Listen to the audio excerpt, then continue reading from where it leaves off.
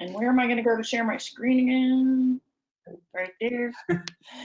Hi, everybody. Welcome to our webinar on digital color proofing.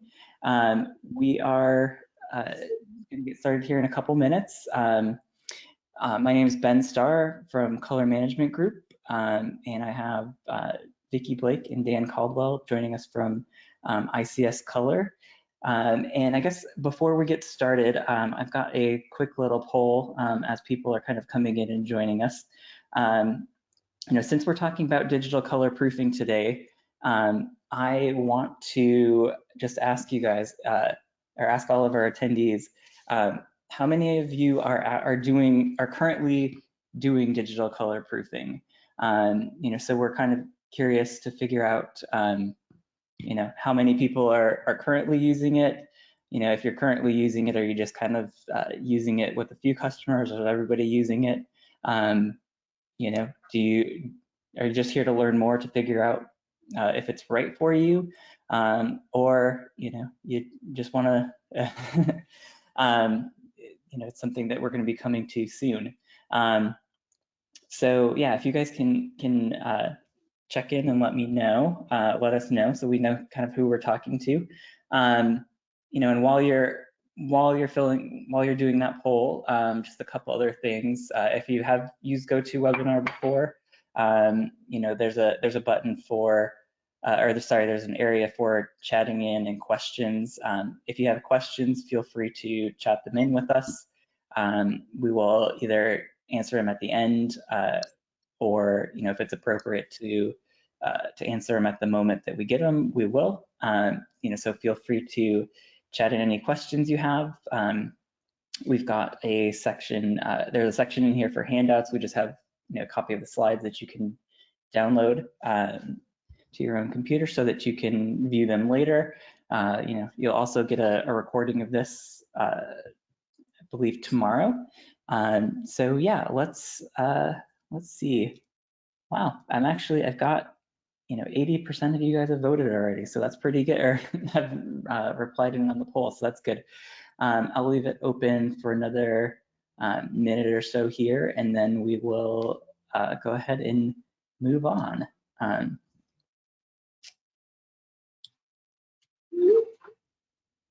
right, so it looks like we've got a pretty good variety here. We've got a lot of people who are doing this, kind of testing it out on some jobs, or I shouldn't say testing it out, using digital color proofing on some jobs. Pretty good percentage that use it for everything. And some people that are implementing it soon, and then there's another good chunk of people that are here just trying to figure out what it is and what we're talking about. Great, so I'm going to go ahead and close that. I got 85% of you did that, so that's a nice, good percentage for us. So again, here, for those of you just joining us that weren't here for that, welcome to Digital Color Proofing for Remote Teams. I'm Ben Starr with Color Management Group, and I have Vicki Blake and Dan Caldwell from ICS Color here to talk to us about digital color proofing. And I will turn it over to Vicki now.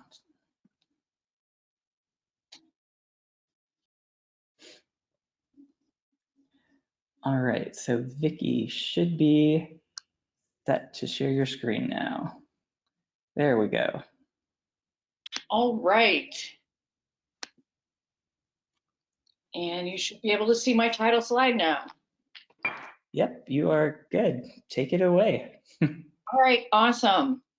Well, first of all, very simply, we're going to talk about digital color proofing today, as you well know, like what it is, why you would use it, some of the benefits, and how you go about looking for a solution. And I know by the poll that some of you are already utilizing something, so this may be a little basic, but it's meant to be educational. So first of all, we know that we all have a lot of options. Anybody that's just passing PDFs back and forth can be technically called using digital proofing, or soft proofing they call it. You can also have, if you need to see color, you can also have color managed inkjets. And what we call digital color proofing, just to make sure we're all on the same page from terms, a lot of people call color accurate soft proofing or monitor proofing for color, terms like that. So just so you know what we're talking about when we say it. So jumping right in, why do we want to do this? As I said, it's really easy to just pass PDFs around, but you're never going to see accurate color. And I'm going to move my little control panel down here too, so it's not in front of my screen. Hard copy proofs will give you accurate color, but it's prone to error, and the equipment, supplies, maintenance, postage, etc. are somewhat costly. Why am I not advancing now? Hang on. That's weird. After I moved my control panel, I didn't.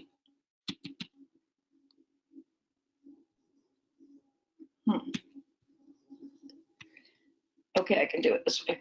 All right, so, but more importantly, everything we do today is digital. I mean, from the photographer uploading RGB files all the way through to the press, except for hard copy proofs. Once you print out an Epson, now you send it land mail to potentially multiple people, not just a box to an office. People mark it up with a Sharpie. You're no longer in a digital workflow. So this actually breaks that complete digital workflow, and that creates a lot of issues. One, there's no way to know the color conditions under which that was created, which is why you know, a lot of people will put stamps on the Epsons to give you that kind of information. There's no way to know what color, it creates multiple copies. This is probably the biggest one. When you're creating multiple hard copies and you're sending them out to people, you have no version control. When I was working with the Hershey group inside, every day I would watch people with a stack of proofs saying, okay, is this the one after we asked them to warm up the chocolate, or was it this one? So you comments and approvals, then when you get those marked up copies back, all have to be compiled manually, and they must be archived physically, and they fade with age. So you can see why this is a little more error prone. And this costs you, at the end of the day, time and money. Enter COVID-19, which means we're working from home. We have restricted travel. We can't even go to the office and just huddle around the light booth and have a discussion and decide where we're going to go next with this proof. So how do you approve color in today's world? With digital color proofing, a proof arrives in minutes, your time is saved, your cost is reduced, your communication is improved, and it's a sustainable solution. Most importantly, again, you're healing that break in your workflow and keeping it totally digital. So we know that a single latest version of the proof, the right version, is being served up, potentially even to multiple people at one time. They can review it simultaneously and even have a dynamic session where different people are making comments. Your color and viewing conditions are stored within the file, so you know they're correct. Your comments and sign-offs on all versions are automatically compiled for you, automatically archived. The approved file is immediately available for download by the printer. And so all this means your errors are reduced, and we always say with a chuckle, digital proofs never fade. In addition, you can do some things that you potentially were doing with land mail before. One of the things that we like to point out is you can share digital drawdowns. If you need to see what an ink's going to look like on a substrate, you can actually do that digitally now as well. What's important up in the design phase also is your spot colors and substrates can be swapped out dynamically, which means you can do a comparison. Like you see here, this is both a drawdown and a comparison. We're saying, what would this ink look like on this substrate? What would this ink look like on that substrate? So this is good for a number of things, not only drawdowns, but as I said early on in the design phase, you may want to just look at things before you make just final decisions on how you're going to print it.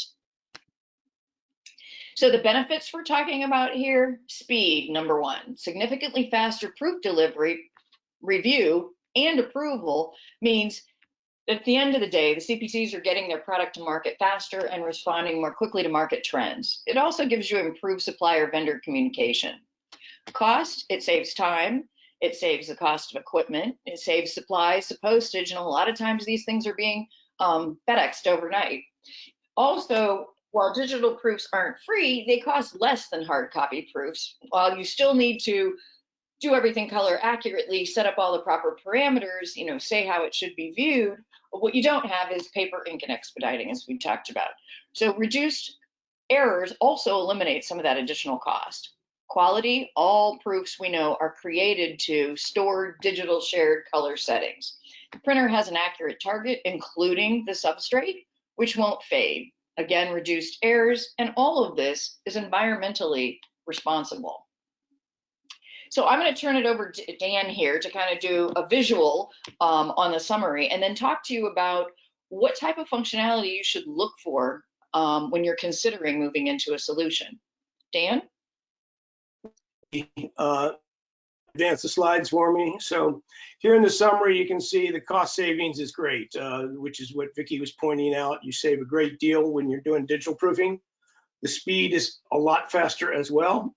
And the color accuracy, even though hard copy proofing is very accurate, we gave it 2 3/4 stars. And that's because over the years, and we've been doing this for close to 20 years now, we've had customers come up and say that the monitor proof is actually closer than the hard copy proofs. So we feel that it is not as accurate, it's more accurate than the hard copy proof. The traceability is there so that you know who signed it off, when they signed it off, how long they worked on the jobs, those types of things. And of course, like we say, it's environmentally responsible, and a lot of packaging customers now, that's become a mandate, is to get their green footprint down.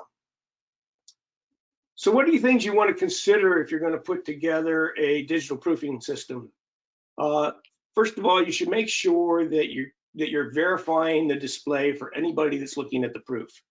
To do this, you should send the color stats and all the color calibrations, what profiles are going to be used, how the monitor is going to be calibrated, and actually force the calibration if possible. It's always a good idea to do that, to make sure that everybody is doing the same software. You know, what settings, just because everybody has the same display and everybody has the same calibration software doesn't necessarily mean they're using the same settings. So it's important that when the proof is delivered, the information is also delivered so that the settings and the software is doing the exact same thing on every display that's looking at the proof. And ideally, if you're talking to a quality display, the proofing system has a SDK to talk to that display internally. So these SDKs that come from the 3 high-end manufacturers, AZO, BenQ, NEC, they allow a calibration software to calibrate the display at the full bit depth of the display. 10, 12, 14-bit displays can be calibrated at that bit depth. And the lookup table for the calibration can be set internally inside the hardware itself, leaving the LUT on the graphics card in the computer linear, which gives you better detail in your shadows and your highlights. Other considerations are your environment. That's the one thing that we really don't have control of when we deliver the proof. It's part of the process of why you're here, is learning that just like when you're looking at your hard copy proofs, you're supposed to be looking at them in a view booth, so you have a controlled environment. It's the same thing for digital proofing. You have to make sure that your lighting and your surroundings are controlled. If you're using an Apple iMac with a glass screen, you better make sure you don't have any lights in the room that's going to be reflecting off of that glass screen, because that reflection can mess with the color. You know, and your offices and your home and your press, all places where you're looking at the proof, you have to make sure that the environment is controlled so that you're all seeing the same color, just like you do with hard copy and view booths. Other considerations: version control. You should make sure that the system knows what version it's using, whether you're doing it manually at the desktop and naming your versions, or whether the system automatically updates the versions for you. But there should be a way to know what version of the file you're looking at when you're doing your iterative markups and changes when you're building files. The system should maintain an audit trail so you know who viewed it, when they viewed it, and know what their comments were. And with any amount of luck, the system would have roles that would support that. So a nutritionist guy looking at the nutrition panel on a packaging, he's not going to be forced to calibrate his screen if he's digital proofing. He only needs to see the nutrition facts. Same with a lawyer that's looking at the legal stuff. But a color color retoucher or a pressman, obviously they have to be forced to calibrate and make sure that they are calibrated. Also, does the system, how many proofs a day are you doing? 2, 3, 4? Well, then it's fine to add them to the system from the desktop, just like you might want to print to your hard copy from your desktop. But if you're doing hundreds of proofs a day, you might want to consider having an automation system so you can just drop a file into a hot folder or point the hot folder to somewhere in your workflow. And as soon as a file hits that folder, the email invitations can go out with links to that digital proof that the stakeholders can see. Comparison is also a nice thing to have in a system. Can you see where the changes are between one file and the next?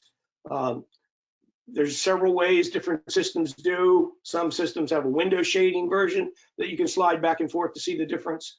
Others flash one version of the file over top of the other file. Some mask the differences or mask the similarities so that, and if you have multiple ways to do it, it's very handy, because if it's just a small type change, you might want to use the mask, because the flashing, you really can't see that. So it's kind of nice to be able to do that. Also, it's nice to be able to clone a proof and look at different paper types underneath it, like Vicky was showing you, the digital drawdowns. That can be done dynamically on some systems, or you can actually send a second proof if you have to, but it's good to be able to compare colors of substrates in digital proofing, which is something that's very tough to do with hard copy proofing. Approvals. Make sure that when your file is signed off, it's locked. You don't want somebody to say it's approved and then go back and say, I didn't say that, or I didn't make that comment, and delete a comment that was made on it. So the system that if you're using it for legal approvals, like hard copy proofs, it becomes a contract between the vendor and the customer that is a contract for color and content. And the security should be there for that. What kind of servers are you on? Does it have SSL for file security? If you're doing file share, are they secure so your files aren't floating around where anybody can grab them and see them? You got to make sure that the system locks down your approvals and it's secure for only the people that are supposed to see it are seeing the files.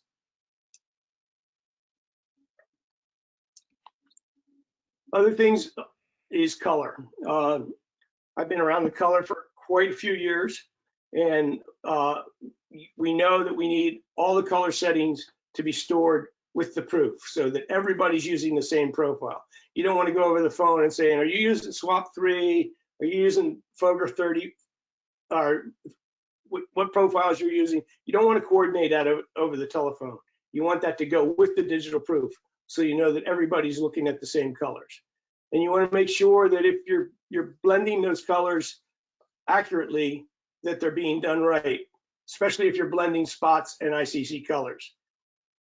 Because we all know that Adobe is very weak in spot color blending and spot colors.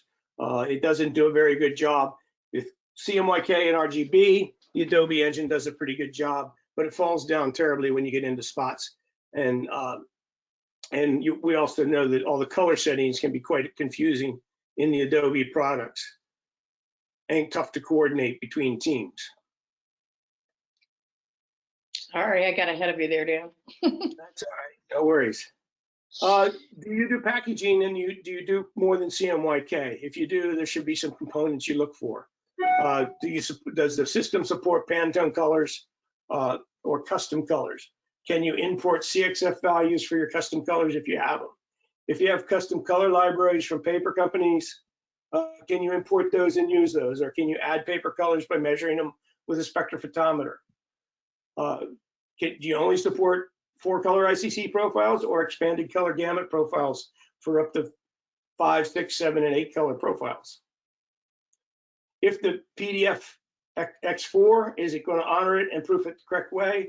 And if the PDF has CXF values buried into it, which can be done now, historically, we're all familiar with the fact that PDFs have an profile for proofing to let us know the color space they're supposed to be proofed in. Obviously, we honor that with the X4. But in recent years, there's the ability to add CXF values for spot colors into a PDF. And if those CXF values are embedded in the PDF, will your proofing system use those CXF values and proof with those values so that you don't have to handle the special spot colors? They can just come out. Go ahead, Vic. Oh, I'm trying, sorry. Okay. Okay, so coming back in here, the important thing is what's your pain point around proofing right now? Digital color proofs will heal the break in your digital workflow, which will save you time, save you money, improve your quality and sustainability. Just make sure that you find a workflow or system that has all of the color, verification, calibration, workflow, and security functionality that will actually meet your needs. And now we're going to open it up for questions. Okay, so we got a couple of questions throughout. So, and I think I will do my best to try and hopefully get the right question out, since some of them are phrased a little bit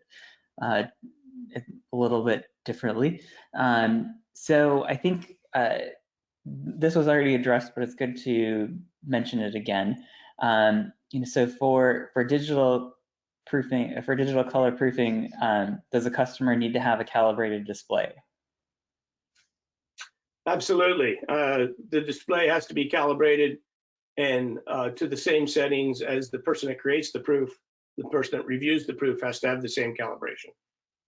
Not the same display, but the same settings. Yep, and then and I think the other part to mention as well that I believe you brought up is, a way to verify that that display is calibrated.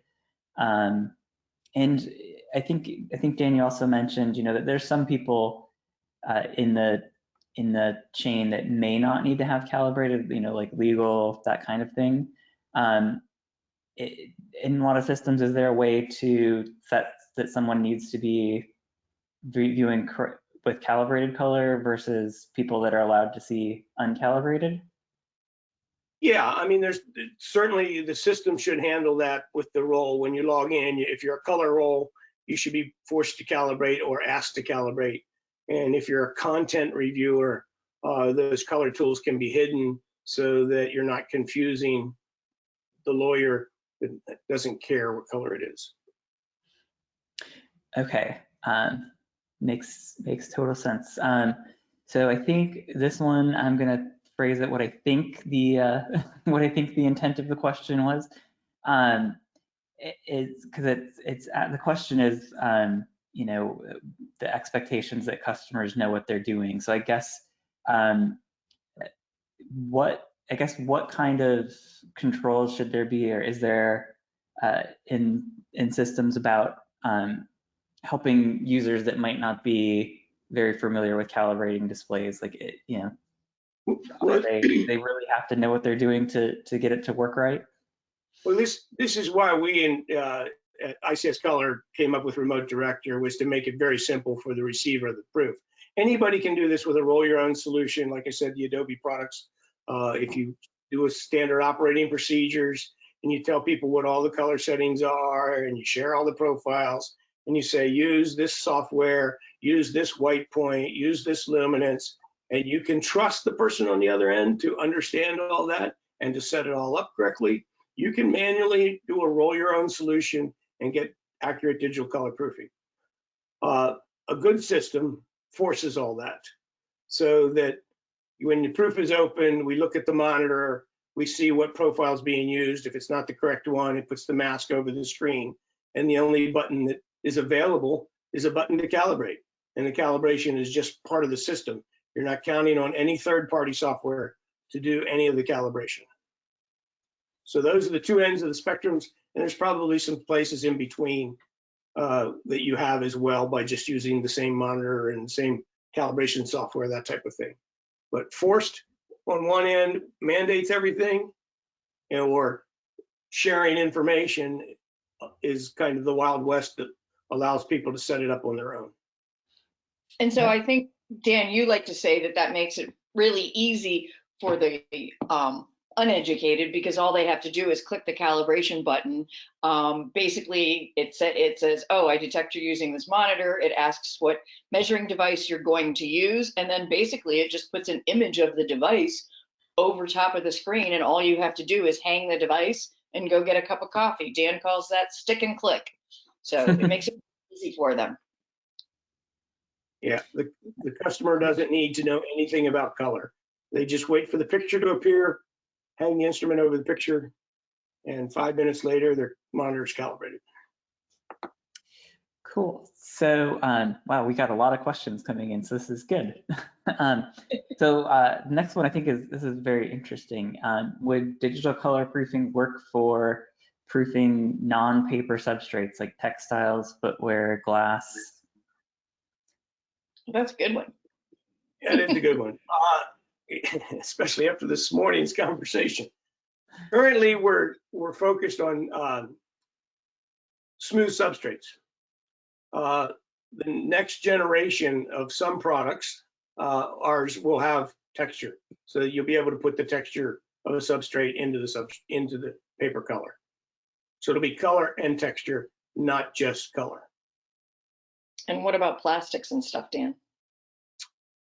Well, plastics is just another substrate. So for us right now, it's just the color of the plastic that we're putting in there. Of course, there are 3D models out there. You know, we're trying to keep this. There's other products out there that can flash 3D items and show you how light reflects off of substrates.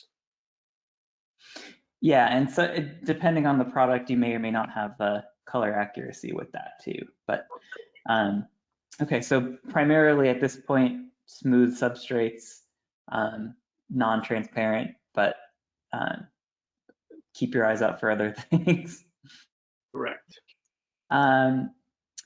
Okay, so this one, so it's asking about minimum requirements, but let's see, minimum requirements be to have a monitor that can be calibrated and a standardized area for viewing. I think that's, yeah, you would, you know, if your solution was Remote Director, you have a list of monitors that are supported, and yeah, you want to have a good viewing conditions. So we've got a couple of questions about, we'll address these ones offline, but about pricing and dealer locations. So I won't go into those ones right now, but yeah, it's available worldwide, so we can talk about those specific. You know, we'll kind of reach out to you and talk about those ones specifically for the person that asked those questions. Okay, so I'm not 100% sure what this question is asking, but I will just read it as it's written. So it says, what ICC profile required for calibration? So I'm not sure if that's asking about a profile for viewing, a profile of the system you're trying to simulate, or the monitor. I guess, is there any specific requirements for the substrate profiles? Well, every ICC profile contains a white point. In the case of an output profile for a printing press or a proofing system, the white point or the paper that the proof was printed on, or the press is printing on, is the white point of the profile. Some systems out there, including ICC, has a formula that allows you to swap out that white point so that you can blend the profile colors over top of a different white point. So you can still use a Grackle profile, but you might not be printing on a sheet that's quite as white as Grackle. So you could put a different little dirtier sheet under your Grackle characteristics on some systems. Yep. Okay. So let's see here. Okay, so would you go over again the linearized display versus the ICC profile? Well, there's two things. Linearizing a display, it's funny. Calibrating a display has turned out to be more important than profiling a display. It's something that many of us have learned over the years. Our company, as well as our competitors, have learned that using an L-star to calibrate gives you excellent results. And that's something that we held the patent on 20 years ago. Now many people are using it. And what L-star does is it calibrates the color of white up the gray axis of the color space. So if you're calibrating to D50, which is usually what we do in graphic arts, D50 is not a brightness, it's a color. It's a color of white. And because it's a color, it can be applied to every color of gray all the way up the axis. So what L-star calibration does is you go up the axis of the grayscale, and we iterate the RGB values until it's the value of D50 all the way from white to black. And that gives you a natural gamma of the display instead of the traditional 1.8 gamma or 2.2 gamma, which was a carryover from CRT days in calibration of CRTs. And back then, the profile of the phosphors and the guns in CRTs did the work. It did all the color and everything else. But now with the L-star gamma curve, then you can use a pretty simple 3x3 matrix profile, ICC profile, on top of that calibration and get excellent quality to the display. Yeah, great. Hopefully that answers that question. Well, we're getting a lot more questions in too, so I want to try and get through them so we don't, we've got about 10 more minutes for questions, so that's good. This one I think is getting a little bit more specific, but is the assumption that we should only be making color decisions if the monitor is built into a viewing booth instead of just a desktop? Both work fine. Many years we've sat monitors next to view booths on the desktop in pre-press. The view booths have come a long way in the 20 years that people have been doing serious monitor proofing. A view booth that has luminance control is essential. You need to be able to make sure your viewing condition, you can adjust the brightness to the brightness of your display. If it's overpowering, it's going to affect the color. So you got the view booth has to be set the luminance of the view booth to match the luminance of the display. Some softwares do this automatically via USB cord that's connected to the light booth. Whether the display is in the booth, that's excellent. I mean, if you can get a kiosk and put a monitor in the back of a kiosk, that's the way to go. If it's sitting right next to it and you have a hood on the monitor and the booth is right next to it, then you do the tennis match back and forth by moving your head back and forth. That works very well as well. So it's a matter of what your conditions are, and each installation is a little bit bespoke depending on what the customer needs. Yep. Okay, great. And then I think I can answer this one pretty easily, I believe. This first question is just about supporting industry standards for regarding profiles and rendering intents. So yeah, I think any industry standard profile should be will be supported in a good soft proofing or digital color proofing environment. So that is that should be taken care of. And yeah, if the system could be used, okay, so I guess maybe let me ask this one. I'm trying to see whether the system can be used to directly in production to automatically check color accuracy.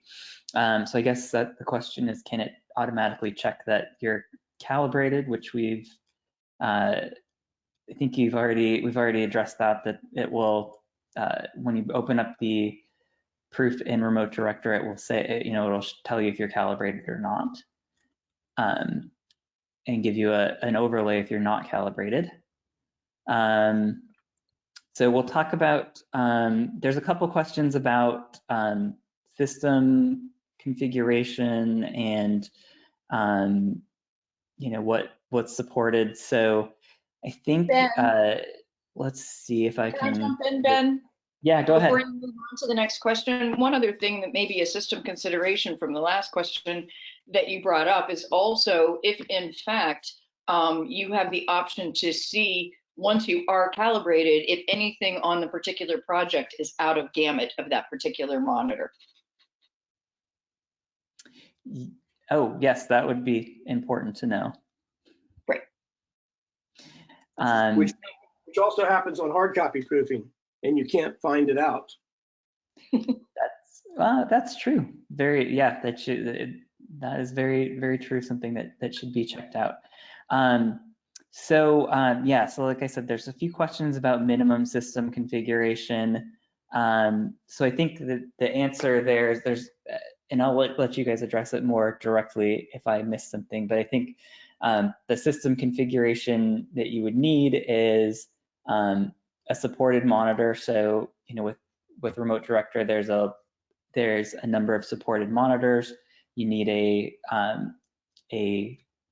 spectrophotometer or colorimeter for calibrating, and you need a place where you're viewing with reasonable conditions, preferably nothing bright shining on the monitor. Preferably you've got a hood, that kind of thing.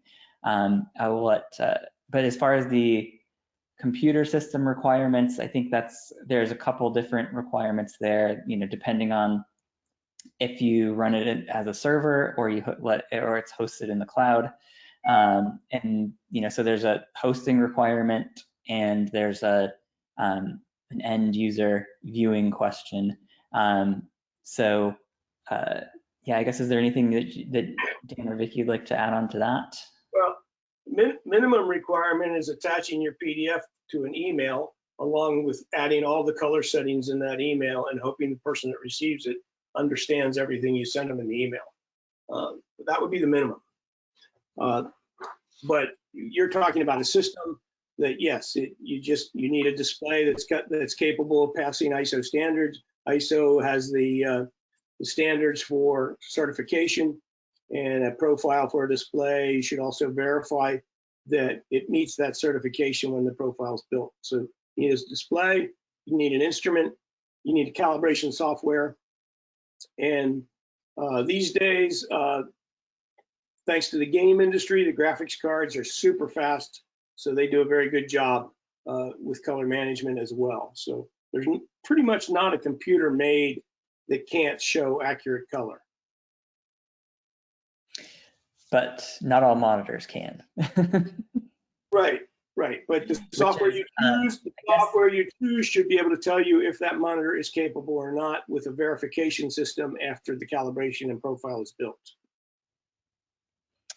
Yep. And then so there's a couple questions about, asking about specific monitors or, what's the best recommended monitor. And I think, Dan, you mentioned several ones during the presentation. Some of it's going to depend on what you need as far as size and things like that. But I believe Dan's got a list of a few manufacturers that are at least are supported with Remote Director, so we can. Well, not just Remote Director, they share their SDK with other calibration softwares as well. So as much as I'm liking to get the pitches in from Remote Director, BenQ, NEC, and AZO all share their SDKs with calibration softwares.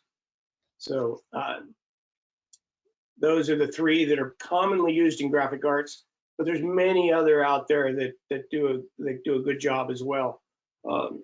I know I've had good experiences with the Dreamcolor from HP. So there's other monitors out there that you can use. I would test the one that you have on your desk before you go buy a new one. Yep, I agree. That's a good thing, a good point to make.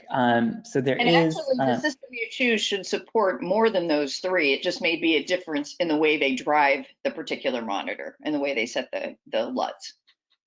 But you should support anyone as long as, and let the user know if it's going to pass. Okay, excellent.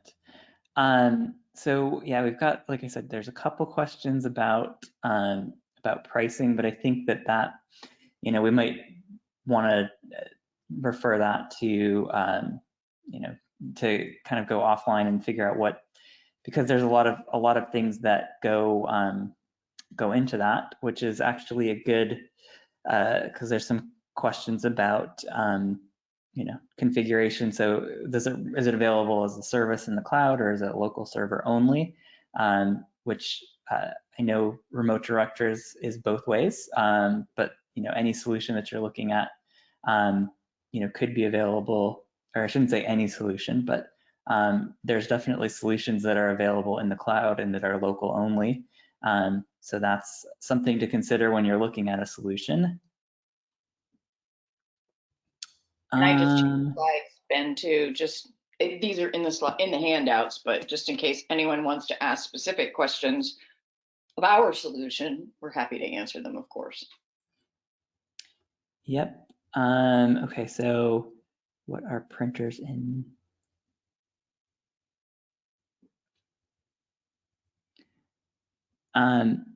Okay, so I guess this is a good question.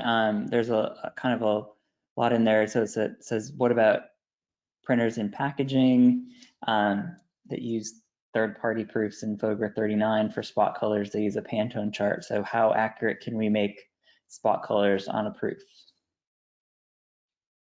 The gamut warning on the display will tell you if it's accurate or not. Bottom line is, on a display, you're going to get a much more accurate proof than you will with the FOGRA 39 and the Pantone matching. If it's in gamut, it's going to be an accurate proof.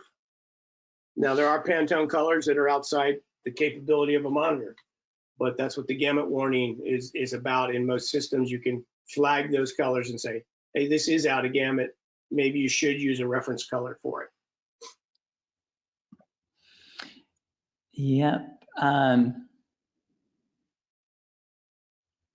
Okay, so I guess this is, you know, somewhat related. So they were talking about the, you know, that viewing. How can you say an additive color is more accurate than a CMYK/spot color proof, which is subtractive color? Won't a monitor typically display a brighter color? And I think you kind of addressed that already, but it's the same answer as when I said an Epson inkjet is as good as a Chromelin or a match print. You know, we got over the fear of dots and we accepted inkjets. And now we got to get over the fear of reflection. The proof is the photons that hit your eyeball. Whether they're emitted or reflected shouldn't make any difference in the color. Yep. Okay, and then yeah, the last couple questions, I think that's pretty good. So we've got another one, and again, this is one, you know, I'll kind of give a generic answer for, but we'll, you know, you can definitely talk about more offline, but it's, you know, asking about is Remote Director enterprise with multi-seat licensing? Is it a floating license? So I think that the answer to that, well, I can let Dan and Vicky give that answer, but you know, there's solutions in multiple, or there's, depending on your solution, you've got choices for how seats are assigned. Yeah, I mean, we're trying to keep this, we're using our product to demonstrate the tools, not really advertise our product, but you know, just the people are wondering, we have a SaaS solution and a purchase solution, both. Yep. Oh, okay, so I've got a couple good ones. I think you already addressed one about an older ASO monitor, you know, that's checking your monitor when you're before you say yes or no. But I have a question. Well, I guess I think we'll do three more here. One should be pretty easy and quick. Do you recommend having a hood on your monitor? Yes, for the most part, the answer is yes. It depends on where your monitor is. You know, if you're in a pre-press room where the lights are very, very dim and there's no reflections around, it's probably not necessary. But if you have ambient conditions, then you should have a hood on your monitor. Even monitors that are in kiosks from GTI or US Normlic, they tend to keep a hood over the monitor in those kiosks. All right, good. And then one about how do I know if a how do I know if a color is out of gamut? So I can give a non-remote director answer for this, but I'll let you give the answer after that. But I know on a hard copy proof, if you have a certification on there that measures that color, it can tell you whether how close that color is achieved on a hard copy proof. In Adobe applications, there's a gamut warning. Not a lot of people use it, but it's available. And Dan, do you have an answer for that also? Yeah, our system has the same thing. It basically, we put a mask over, a stain over the file that highlights the area of any color that is not mapped accurately to the spectral data that's in the system with our spectral blending engine. Yep. Oh, and then, oh, sorry, I missed one that was a good one I wanted to. Oh, and then somebody asked if I'm working from home, which is very important for us here. Oh, I lost it. Sorry. So yeah, so it just kind of says, if I'm working from home, what equipment is necessary for, is a D50 viewing booth necessary? Does my room have to have D50 lighting? If depends on what you're doing from home. If you're comparing it to hard copy, then yes, a D50 lighting is required, because just like for a hard copy proof to be compared to anything else, you need to be in a view booth. Same with a soft copy proof, you have to have the proper lighting. If you're only approving color and you're not comparing it to anything, then you can go lights out on a calibrated monitor, and you do not need D50 lighting. You just need no lighting or very subdued. Yes, and no bright pink walls or anything like that. Right. Don't wear an orange shirt. I mean, you can get as carried away as you want. When I went to ILM, Industrial Light and Magic, it's amazing that everybody in the room, I mean, not only is the room very, very dark, but everybody in the room had to wear the exact same smock because it was the right color. They didn't want anybody's shirt reflecting off of the displays. So everybody wore the same clothing. So you can get carried away, but usually subdued lighting without any bright colors reflecting is adequate.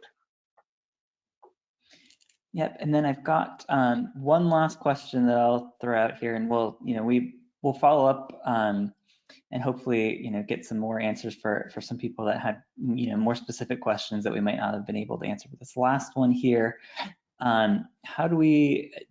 It's basically about how do we match a proof on a mobile phone, because that's how people are looking at their looking at things a lot. So I guess is there any color accurate solutions for that? I'm unaware of anything. It's the same as walking around with your inkjet proof. I mean, you're not matching it to anything at that point. You're it's a loose cannon. It's like it's like the trip to London where I saw one time where I saw people going over color proofs at the pub, and I thought to myself, well, they're not obviously interested in color. I mean, if you're not in proper viewing condition, you're not seeing proper color. So a mobile phone will give you good content proof. It'll give you a good reference proof. Blues will be blue, reds will be red, but it won't be an accurate color proof. Yep, I completely agree with that.